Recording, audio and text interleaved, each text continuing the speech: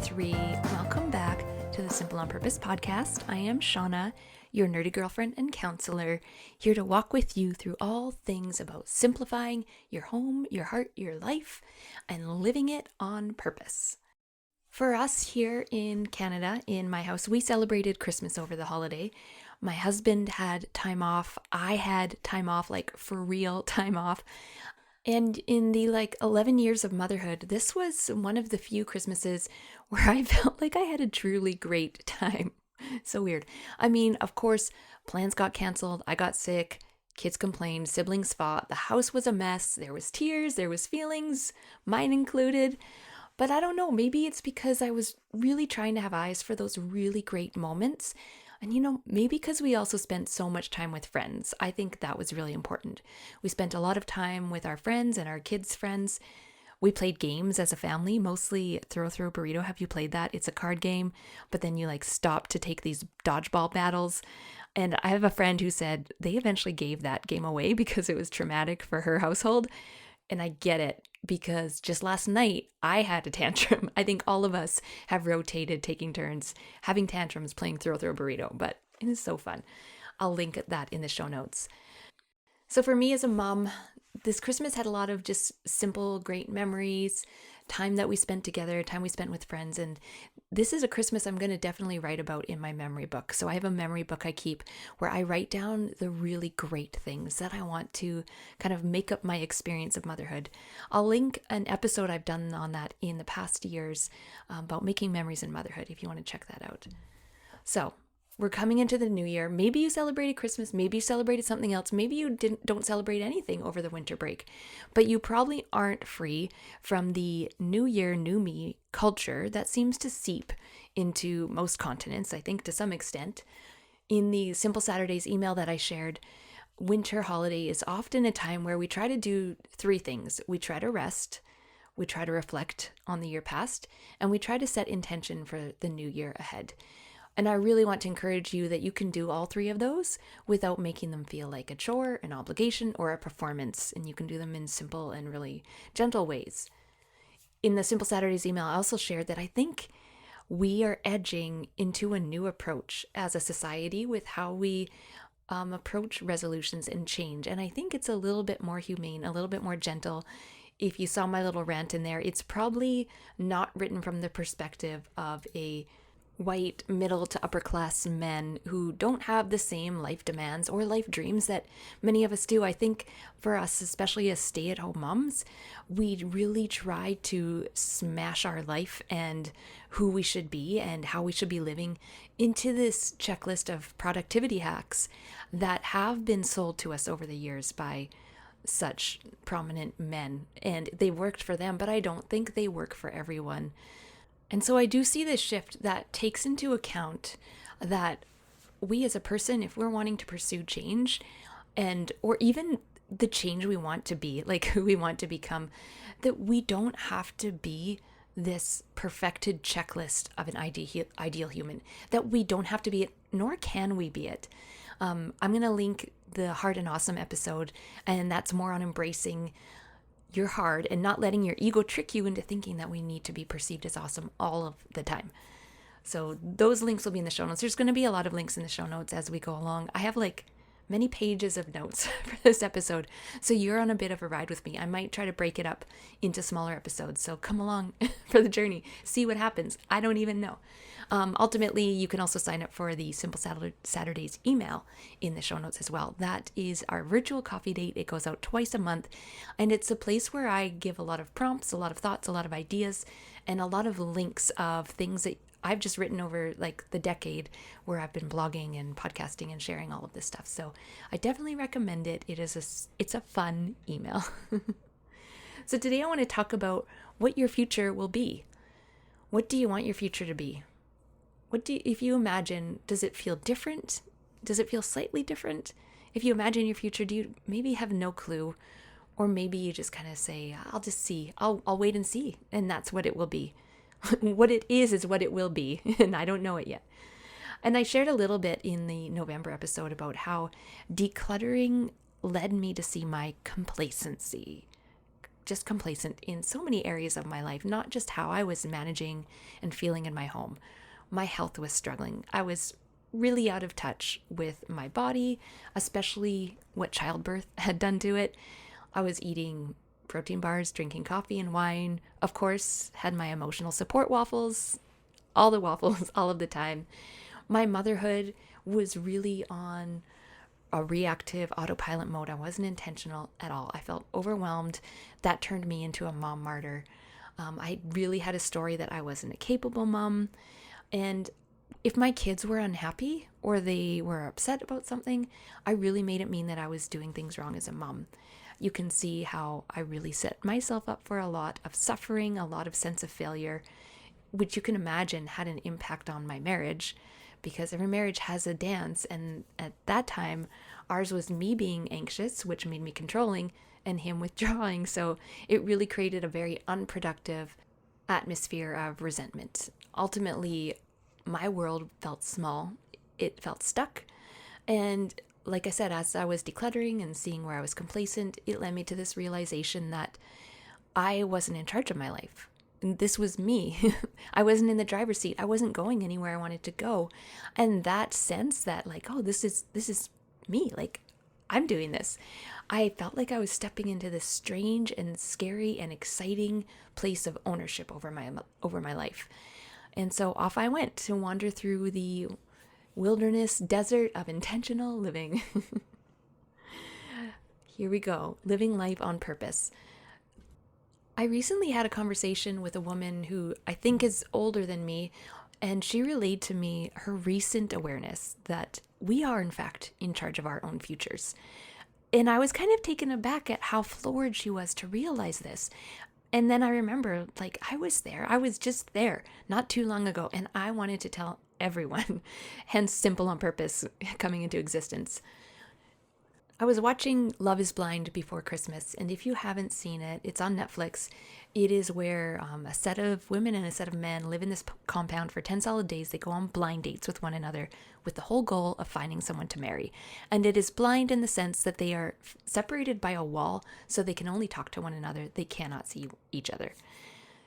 So they spend hours just talking to each other, and the days go on. They spend more and more time with that one or two people they feel really connected with, because their whole job is to find a spouse. So they're going to start talking about really deep conversations around compatibility, marriage, all of those things. And at the end of these 10 days, they decide, have I found my soulmate? Do I want to get engaged?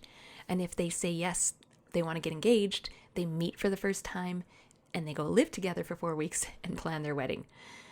And then they decide at the altar if they will marry this person, if they will follow through on this marriage. You can imagine this show has a lot of flaws with it, but the relationship dynamics really fascinate me. And it fascinates me even more to contrast this US version of the show with the Brazil version and the Japanese version. They're all on opposite ends of the social and cultural spectrum. Okay, but stick with me. We're not going to stay on Love is Blind. There were two little nuggets that I heard on this season of Love is Blind that I thought were just so fascinating, so interesting. The first one was, don't let roommate issues become marriage issues. And you got to get to the reunion episode to earn that one. I'm giving it to you for free.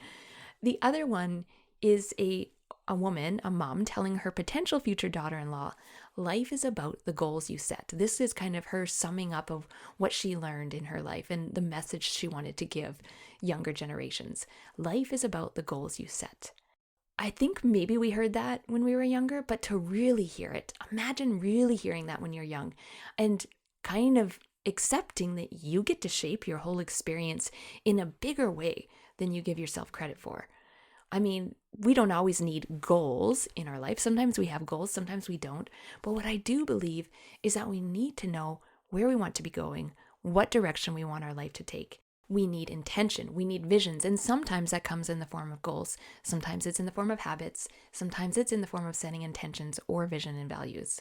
So what will your future life be? If you ask yourself that, I'm going to tell you what the answer is for all of us, for most of us, because for most of us, unless something major happens, we can often assume our future will be more of the same, the status quo. whatever you are doing with your days in your life right now, whatever habits and routines you have, how you eat, how you move, how you approach people, how you cope, you will likely keep this cycle going. So we can often look at where we are now and assume things will carry on as they are. When I heard this, it felt like a light switch had switched on.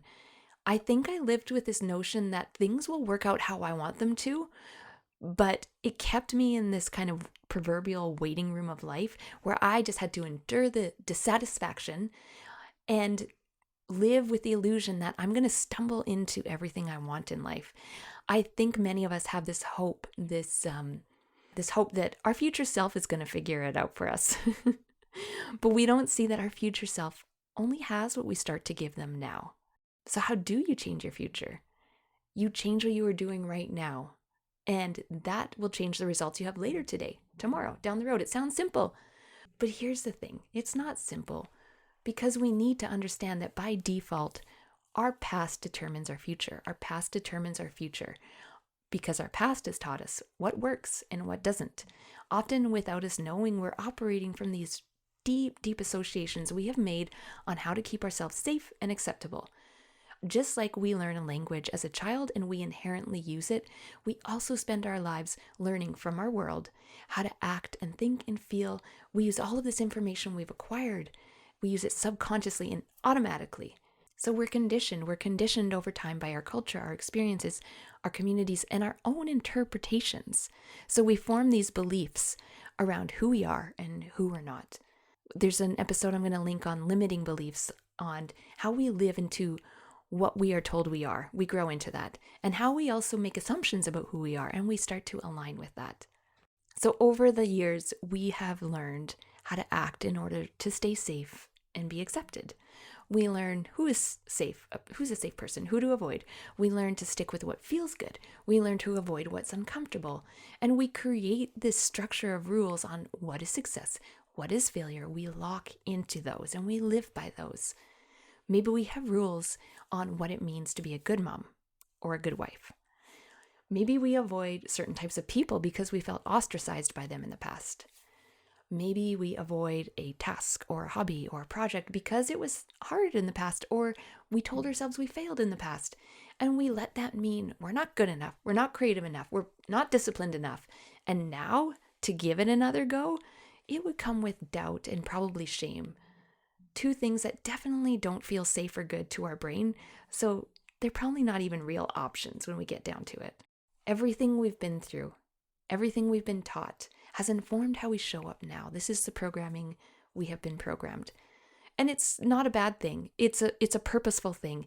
This is how our brain stays efficient, by learning the environment, learning the input and the output, and creating a program that runs in the environment. We're amazingly adaptable. Like, this is an adaptation strategy to conserve energy, to operate on habits and these learned conditioning. But because this is how we operate on this habit-based autopilot, when we think about our future, when we're kind of living into our future, we're going to look to the past to dictate what we're capable of, what works, what doesn't work. And every day we act from those beliefs, the programming that we've picked up over time. We look to our past to decide what's possible in our future. It's like an AI, like an artificial intelligence in a computer. If you were playing a game against a computer, the computer's going to compute its next move based on what's happening in the game right now, what were the past moves, and what it's learned about how to play the game. So our brain programming is the same. It's built on our past experiences. It uses our past to inform how to operate in the present. Maybe this isn't really a new concept. Maybe it's one that you've heard over the years, but I just really want you to stop and kind of think about how it applies to your life. Because unless we're prompted by unique circumstances to really change how we think and act and feel in the world, we're going to keep operating from that same programming and get more and more of the same results, which is fine if you like what's happening, if you like your current results. But think about how you're showing up right now. How do you show up in relationships? If we keep showing up the same in our relationships, maybe with a spouse, a friend, a parent, a sibling, our kids, if we keep showing up the same way, things keep staying the same. Actually, they probably worsen, right? Because of the compound effect. If we keep treating our body in the same way, maybe we're not sleeping, not moving, not drinking water, then we don't actively improve our health. If we keep hating our job, going into it with a chip on our shoulder, we don't ever get career satisfaction. This whole idea of creating my own future really hit home for me when I thought about like these little habits, these ways I'm showing up every day in my life. I'm going to also link to episode 78 on that. Small things can change your whole life. And this is the concept of compound effect by Darren Hardy. That is, what we are doing every day consistently adds up one way or another. It could add up into a positive outcome if it's habits we really like, and it could add up to a negative outcome if they are habits that are not really helping us. So consider where you are right now. Staying where you are right now, doing the same, talking to people in the same way, talking to yourself in the same way, taking care of your home or your health the same way. As time goes on, what will the compound effect of that be? You can even look on a short scale. Think of yesterday. What were the habits you had yesterday? What were the things that you do that you probably always do? What do you think the compound effects of those habits would be? So we've got the compound effects of our habits. We've got our past programming that has taught us how to show up in the world in order to stay safe. But I think for many of us, we eventually start to feel stuck. We feel stuck by this programming that we've lived by. We feel stuck with the habits that we have. And so we often, with that stuckness, we start to feel frustrated by ourselves, by our lives, or maybe we externalize it to the people around us. We don't often stop and give ourselves permission to pursue another way. But here is where our brain is even more amazing, because our brain allows us to pause and assess and decide we want something different. When we turn off the autopilot living, thinking, acting, feeling, we tap into a really logical, long-term planning, thinking part of our brain that gets to decide another way. Sometimes our frustration brings us to this fork in the road where we decide, like I was, years ago in my basement, oh my gosh, everything I've done brought me here. And I actually want something different. I don't want to keep doing what I'm doing. So what is that different? Where do I want to go? You can have agency over your life. We have the ability to rewire our programming. Our brain can be rewired. This is called neuroplasticity. You have the ability to practice new stories you believe, new thoughts you want to go into something with. This allows you to practice also new emotions and develop new emotional habits. And when you change how you feel and you think, you naturally change how you act. And it doesn't have to be drastic. It can be sustainable and intentional. But it does mean turning off that autopilot you're living by today. And of course, as we're making changes, we need to have a why. We need to have a vision. We need to have a goal. This prompted me years ago to develop the Life on Purpose workbook, and that's been on Amazon for a number of years. Many of you have used the paper copy or the digital copy. I'll link them in the show notes. There's also the Live Your Vision and Values worksheets that are just like a little snippet of that I've talked about before. I'll link those in the show notes as well. But we can't just start taking action without intention. Our productivity needs purpose. Otherwise, it's busy work. It's busy work that eventually feels unfulfilling and causes us to taper out, which only causes us to criticize our shortcomings and not really acknowledge the fact that we probably weren't being intentional with how we spent our energy and time. We probably weren't steering the ship to the destination we really wanted to go. And we need to move towards something that feels like a very worthy destination, something that is actually worthy of all of this time and energy. We really need to tap into our inner desires for our life. We need to start taking ownership, seeing where we have agency, letting go of that past programming. To me, this work has changed my life. I feel like I have changed who I am as a mom, as a friend, definitely as a partner, as a wife, and most importantly, in a way I didn't realize it was going to impact me at the time. It changed how I feel as a woman, living in my body, in my life, and finding passion in all of it. Which I think is why I'm still here, almost a decade later, still here talking about it and coaching on it and counseling on it. So let's wrap this up with 3 simple things you can do if you want to take some action from this notion that you have the power to create a future life that you really love, that you want. First thing, where we always start, before we decide where we want to go, let's understand where we are now. What's happening for you right now? What is your autopilot? Where is this autopilot taking you day after day after day? Like I mentioned, consider your daily habits, your daily thoughts, your daily emotions, and ask where they get you in the long run. What do you predict the compound effect will be of these? Maybe even consider a part of your life that doesn't feel that great and take a moment of humility to ask, how am I responsible, even in a small way? How do I contribute to this circumstance? And the next thing is to have some compassion for yourself. Remember, you are just living from the programming. And even if you are frustrated by how you show up, understand that it comes from a very deep conditioned place that has served a purpose for you over the years. And then we can jump to the fun part. And I encourage you to just open up the idea that you can imagine a different future for yourself than the one that's going to happen on autopilot. Ask yourself one question. What do I want, even if it doesn't feel possible right now? And I encourage you to just live with that question for a while.